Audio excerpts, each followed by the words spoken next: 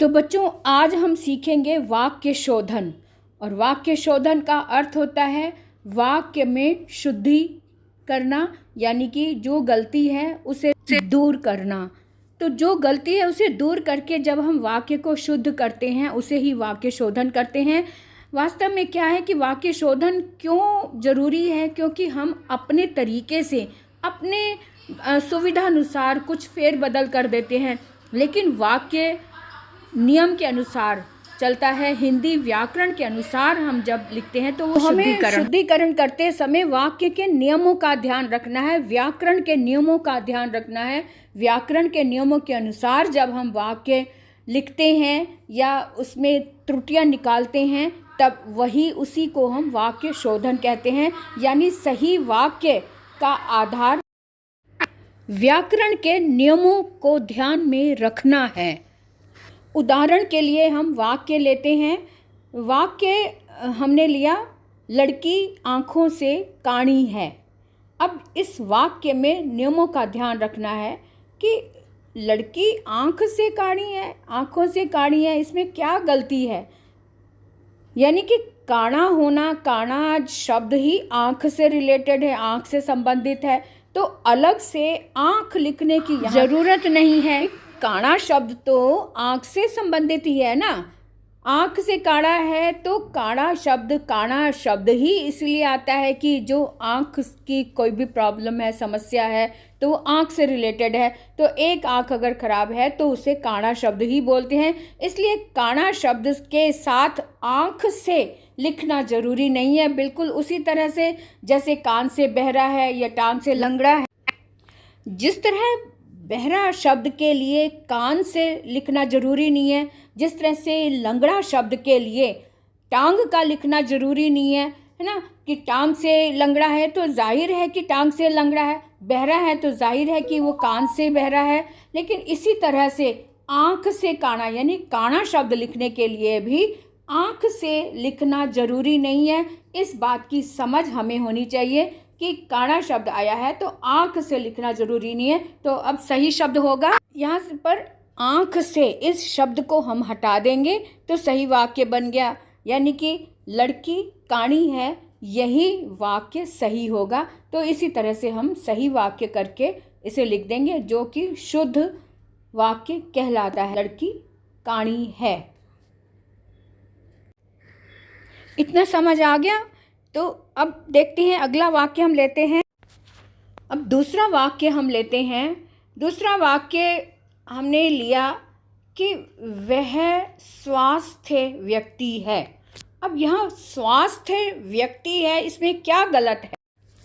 वह स्वास्थ्य व्यक्ति है। अब ये वाक्य कुछ इस तरह से है कि समझना पड़ेगा कि स्वास्थ्य क्यों लिखा गया। वह स्वास्थ्य व्यक्ति है। अरे व्यक्ति, स्वास्थ्य व्यक्ति के साथ अगर विशेषण शब्द आता है तो स्वास्थ्य नहीं स्वस्थ आएगा। वह स्वस्थ व्यक्ति है। इस तरह से वाक्य बनेगा कि स्वास्थ्य नहीं स्वस्थ है, क्योंकि स्वस्थ विशेषण के रूप में आया है। तो यहाँ पर सही वाक्य होगा वह स्वस्थ व्यक्ति है, क्योंकि स्वस्थ जो है वो विशेषता बता रहा है व्यक्ति की। व्यक्ति विशेष्य है और स्वस्थ विशेषण है।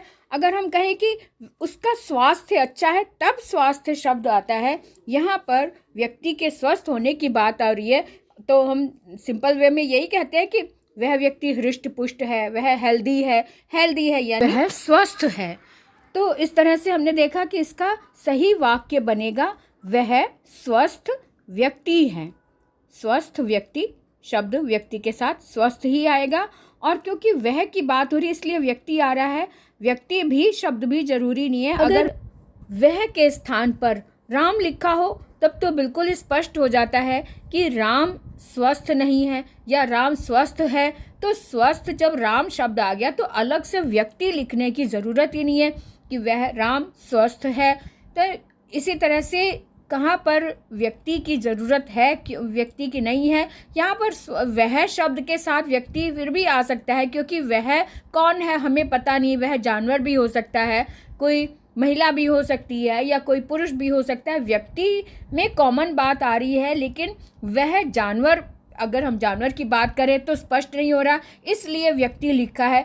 अगर हम राम शब्द लिखें यहाँ पे, तब ये एकदम स्पष्ट हो जाता है कि राम स्वस्थ है, तब यहाँ पर व्यक्ति शब्द बिल्कुल नहीं आएगा। अगर हम कहें कि राम सज्जन व्यक्ति है, तब भी व्यक्ति शब्द की ज़रूरत नहीं होगी।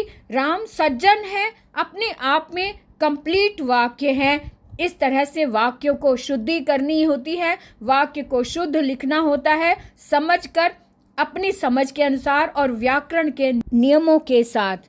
अब हम ध्यान से समझ सकते हैं, अच्छे से समझ सकते हैं वाक्य शोधन कैसे करते हैं। तो अगला वाक्य हमने लिया, एक वाक्य इसमें लिखा हुआ है कि कालिदास एक महान कवित्री थी। अब कवित्री थी, कालिदास का नाम है, साथ में एक महान कवित्री थी। तो अगर हमें पता हो कि कालिदास एक व्यक्ति हैं, एक पुल्लिंग है, तब हमें फ़ौरन पता चल जाएगा। अगर हमने कालिदास का नाम ही नहीं सुना होगा तो हम कैसे जज करेंगे कि ये लड़की कोई स्त्री है या है।